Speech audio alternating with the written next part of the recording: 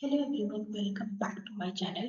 और आज हम क्लैट के पैसेज के बेस पे एक केस स्टडी पढ़ेंगे। Sumit was state of Uttar Pradesh. इस केस की एनालाइज मैंने ऑलरेडी कर चुकी है। अगर आपने नहीं देखा है तो प्लीज जाके वो देखिए, आपको समझ में आएगा कि इस केस में एक्चुअली हुआ क्या है। हम इस वीडियो में देखेंगे कि कैसे पैसेज बेस्ड क्वेश्चन आते हैं various other competitive exam such as CLAT. चलिए शुरू करते हैं। तो ये पैसेज है, आप वीडियो पॉज करके पूरा पैसेज पढ़ सकते हैं। उसके बाद हम क्वेश्चंस डिस्कस करेंगे। इस पैराग्राफ को हम डिटेल में समझेंगे भी एंड साथ ही साथ क्वेश्चन भी डिस्कस करेंगे।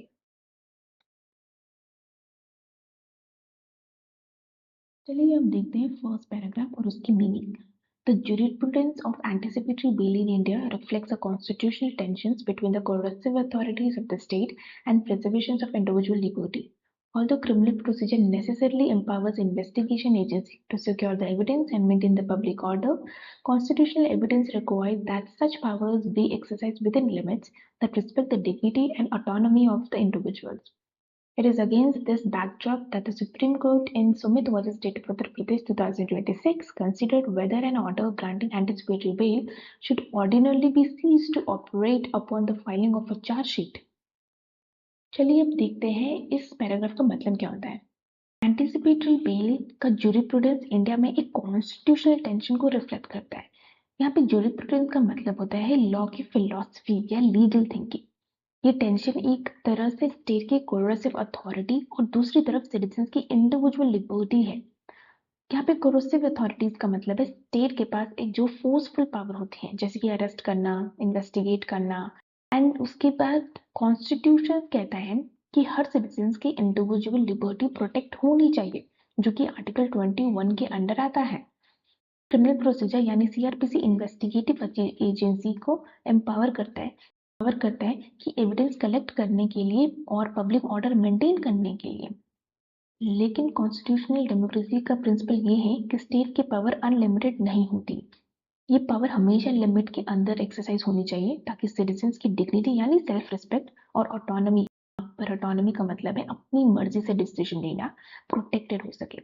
एंड इसी बैकग्राउंड में सुमित वर्सेस उत्तर प्रदेश आया 2026 में, जहाँ पे सवाल था कि क्या एंटिसिपेटरी बेल का ऑर्डर चार्जशीट फाइल होने के बाद ऑटोमेटिकली खत्म हो जाता है या नहीं। मतलब जब कोर्ट स्पेसिफिकली रिस्ट्रिक्ट ना करे, एंटिसिपेटरी बेल ट्रायल तक कंटिन्यू रहती है। और यही जजमेंट एक बहुत ही इंपॉर्टेंट प्रिंसिपल को रीइंफोर्स करता है, जैसे कि bail is the rule and jail is the exception. Anticipatory bail एक कॉन्स्टिट्यूशनल सेफगार्ड है जो इंश्योर करता है कि स्टेट की कोर्सिव पावर्स और सिटीजंस की लिबर्टी हेल्दी बैलेंस बना सके। State argues that the anticipatory bail is fundamentally linked to the investigation stage. According to this view, once the investigation culminates in the filing of a police report, the rationales for anticipatory bail substantially weak because accused is no longer exposed to the same investigative uncertainties that justified judicial investigations at the early stage. The state further contended that permitting anticipatory bail to continue definitely may create an imbalance because accused persons who obtain the pre-arrest protections and those who are required to seek the regular bails after arrest. तो इस passage के दूसरे हिस्से में basically state का argument explain किया गया है, जहाँ पे स्टेट ने बोला कि एंटिसिपेटरी बेल एक फंडामेंटल इन्वेस्टिगेशन स्टेज से लिंक्ड है। मतलब जब तक पुलिस इन्वेस्टिगेशन चल रही होती है और अरेस्ट की रिस्क होता है, तब एंटिसिपेटरी बेल का जस्टिफिकेशन स्ट्रांग होता है।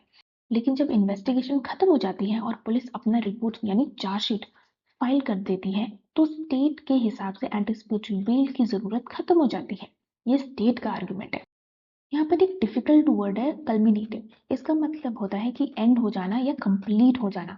तो पैसेज ये कहता है कि जब इन्वेस्टिगेशन कल्मिनेट हो जाती है यानी एंड हो जाती है, यानी चार्जशीट फाइल हो जाती है, तो एंटिसिपेटरी बेल का रीजंस वीक हो जाता है। स्टेट ने ये भी आर्ग्यूमेंट दिया कि जब एंटिसिपेटरी बेल इनडेफिनेटली कंटिन्यू कर दी जाती है तो एक इम्बैलेंस क्रिएट हो जाता है, क्योंकि कुछ अक्यूज को प्री अरेस्ट प्रोटेक्शन मिल जाता है यानी एंटिसिपेटरी बेल, और दूसरे अक्यूज को अरेस्ट होने के बाद भी रेगुलर बेल के लिए अप्लाई करना होता है।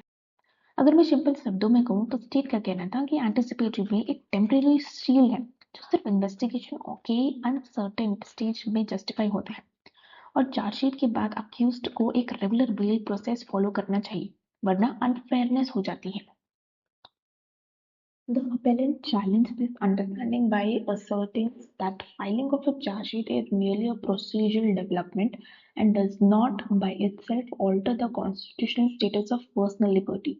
If the accused was found deserving of a protections before the filing of a charge sheet, the appellant argues that there must be some additional reasons to justify with withdrawal of that protections.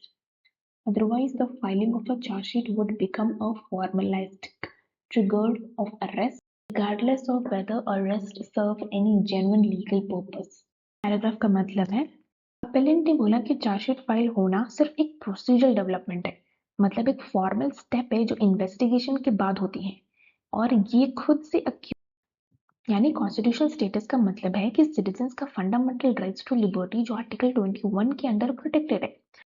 Appellant का कहना था कि अगर एक accused को chargesheet file होने से पहले ही एंटिसिपेटरी बेल डिजर्व थी, तो उस प्रोटेक्शंस को विड्रॉल करने के लिए कोई एडिशनल रीजन होना चाहिए। सिर्फ चार्जशीट फाइल हो जाने एक ऑटोमेटिक ग्राउंड नहीं बन सकता।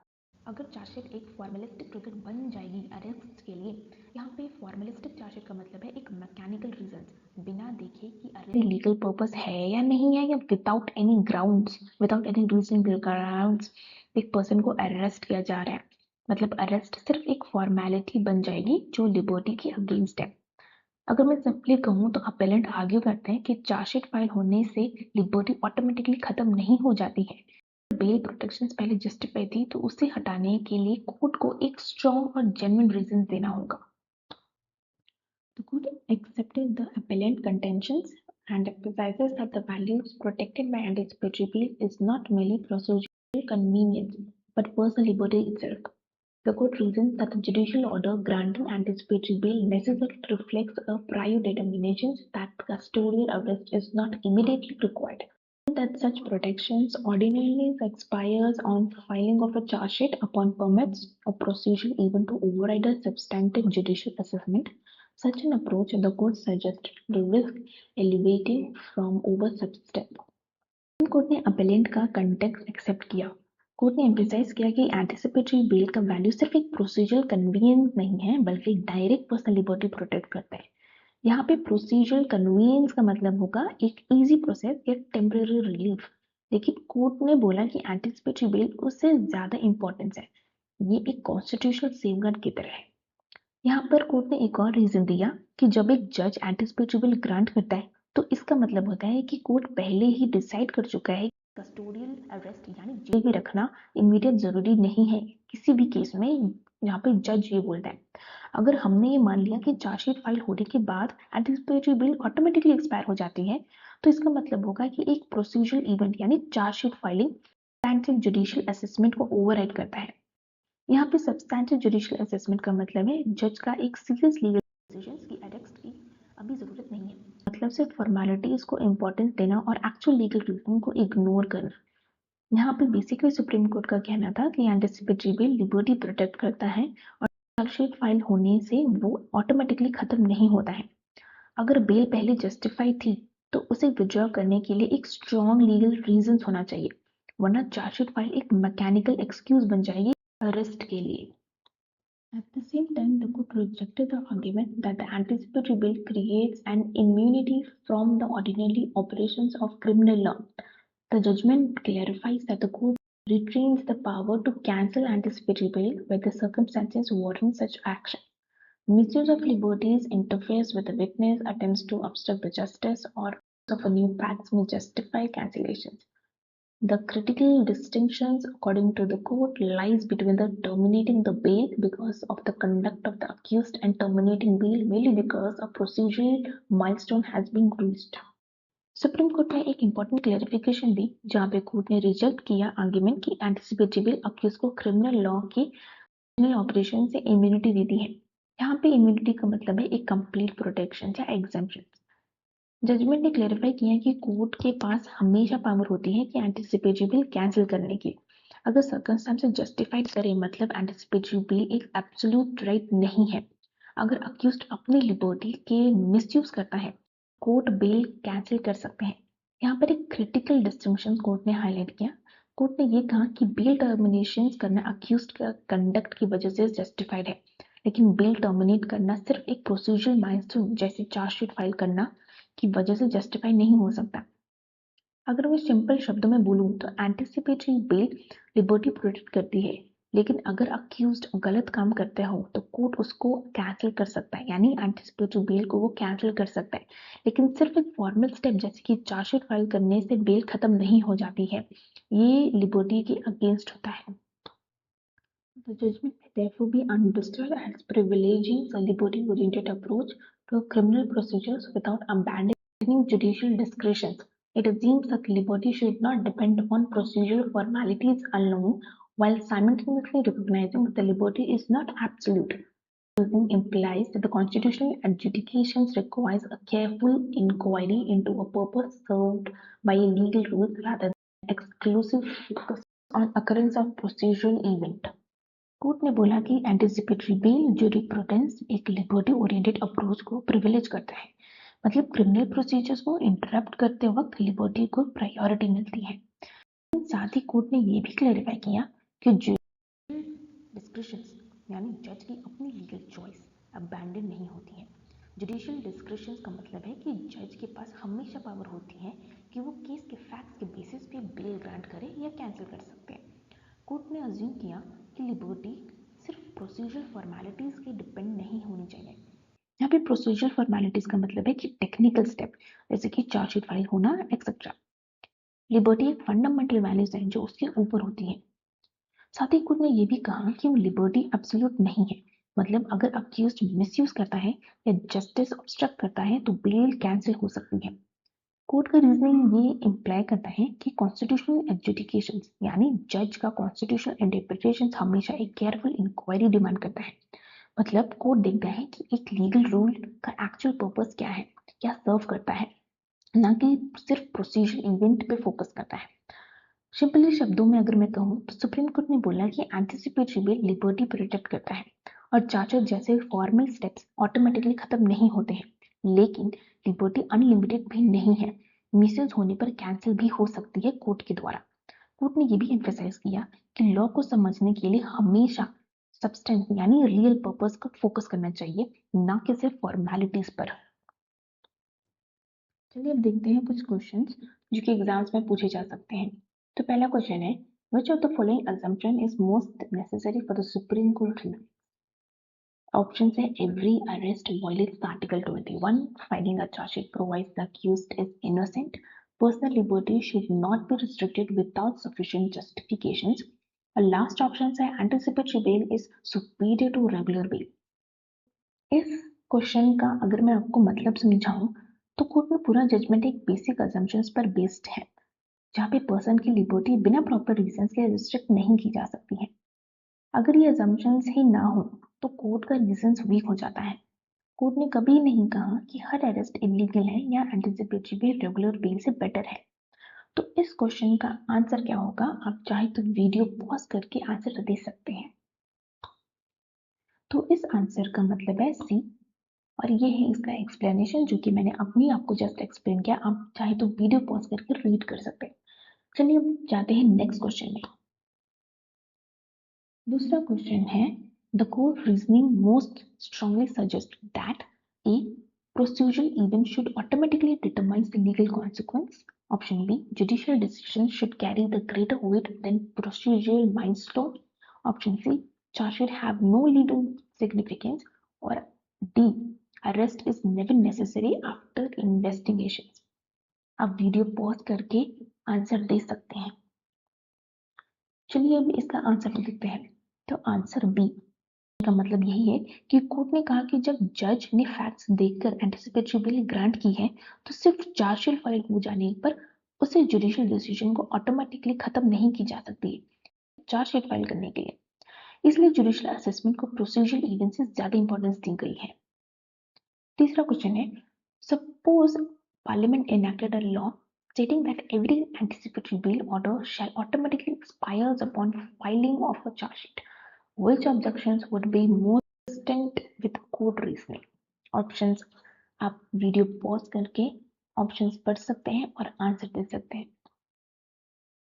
इस क्वेश्चन का आंसर है option C. Now let's see the explanations. The court main concerns was that the filing a charge sheet is only a procedural event. It is not automatically justified taking away the personal liberty. इसका मतलब है कि court का main objection यही था कि chargesheet सिर्फ एक प्रोसीजरल इवेंट है या प्रोसीजरल स्टेप है। सिर्फ इस इवेंट की बेसिस पे किसी की लिबर्टी को रिस्ट्रिक्ट नहीं किया जा सकता। इसलिए ऑप्शन सी कोर्ट की रीजनिंग से सबसे क्लोज है। देखते हैं question number 4। Which of the following facts would most strongly justify cancellations of anticipatory bills according to judgment? Options are there. You can read the options. You can pause the video and read the options. इसका answer है option सी। तो इसका explanation यही होगा। Court ने clear किया कि bell accused के कंडक्ट की वजह से कैंसिल हो सकती है। अब अक्यूज के कंडक्ट में क्या क्या इंक्लूड है, जैसे कि विटनेस को थ्रेटन करना, जुडिशियल प्रोसेस को अफेक्ट करना, बेल कैंसिल करना जस्टिफाइड होगा। इसलिए चार्जशीट फाइल होना या इन्वेस्टिगेशन कंप्लीट होना इनफ नहीं है। चलिए आते हैं दूसरे क्वेश्चन में। Which statement best capture the court views of the relationship between the liberty and the criminal procedure? ये है ऑप्शन और चलिए इसके आंसर देखते हैं। अब इसका आंसर ऑप्शन सी है। इसका एक्सप्लेनेशन है the court did not treat the liberty as absolute. It simply requires the proper reasons because the liberty could be restricted. इसका बेसिकली मतलब है कि कोर्ट ने लिबर्टी को बहुत ही इंपॉर्टेंस दी है, लेकिन ये भी नहीं कहा कि लिबर्टी एब्सोल्यूट है। अगर वैलिड रीजन हो तो लिबर्टी को भी रिस्ट्रिक्ट किया जा सकता है। इसी बैलेंस अप्रोच की वजह से ऑप्शन आंसर है सी। चलिए अब देखते हैं अगला question. The student argues that because anticipatory bails protect the liberty, it should never be cancelled. Based on the judgment, this argument is. Options are there. You can pause the video and read the options. इसके answers हैं answer C. Let's see the explanation. The court specifically stated that anticipatory bail can be cancelled if the accused misuse the protections or interfere with justice. इसका basically मतलब है कि court ने कभी नहीं कहा कि एंटीसिपेटरी बेल एक परमानेंट प्रोटेक्शन है। अगर अक्यूज्ड बेल को मिसयूज कर देता है, जैसे कि विटनेस को इन्फ्लुएंस करना या इन्वेस्टिगेशन प्रोसेस में इंटरफेयर करना या कुछ ऐसा मिसकंडक्ट करना, तो इसी की वजह से बेल कैंसिल हो सकती है। अगला question, which of the following can be most reasonably inferred from the judgment? Then the options are below. You can pause the video and read the options. इसके आंसर है आंसर बी एंड इसका explanation है the entire judgment revolves around the protections of a personal liberty under article 21। Obviously पूरा judgment personal liberty के protections के around revolve करती है। Court ने बार बार एम्फसाइज किया कि लिबर्टी एक इंपॉर्टेंट कॉन्स्टिट्यूशनल वैल्यू है कि वो जजमेंट को इतना सपोर्ट नहीं करते हैं जितना ऑप्शंस भी सपोर्ट करता है, यानी the court consider personal liberty to be significant constitutional value. देखते हैं अगला question. The court has accepted the state arguments. Which consequence would most likely to be followed? And the options are anticipatory bail would continue till the end of trial. Every charge sheet would automatically result in conviction. Anticipatory bail would generally end after the filing of a charge sheet. Court would lose the power to cancel the bill. आप video pause करके answer दे सकते हैं। इसका answer है answer C. इसका explanation ये है कि the state arguments was that anticipatory bail is mainly for the investigation stage and should ordinarily end once the investigation is completed. मतलब स्टेट का मेन आर्ग्यूमेंट क्या था कि एंटिसिपेटरी बिल इन्वेस्टिगेशन स्टेज तक ही रहती चाहिए। अगर कोर्ट स्टेट से अग्री करता है तो चार्जशीट फाइल होने अगर कोर्ट स्टेट से अग्री करती है तो चार्जशीट फाइल होते ही एंटिसिपेटरी बिल नॉर्मली खत्म हो जाती है। अगला क्वेश्चन है the court distinctions between the cancellation of a bail and expiry of a bail primarily rest on. ये है options और the answer of this question is answer B. इसका explanation है कि the court held that the cancellation should be based on the conduct or the new circumstances, not simply on completions of the procedural stage. इसका मतलब है कि court ने कहा कि बेल कैंसिल करने के लिए अक्यूज्ड के कंडक्ट को देखा जाएगा, मतलब अगर उसकी लिबर्टी मिसयूज हो जाती है, मतलब अगर वो अपनी लिबर्टी को मिसयूज करता है तो कैंसिलेशन जस्टिफाइज होगा। सिर्फ प्रोसीजरल स्टेज कंप्लीट होने से बेल खत्म नहीं हो जाती है। Was the end of the video. I hope you like this video. Please like, share and subscribe to my channel. मिलते हैं अगले वीडियो में।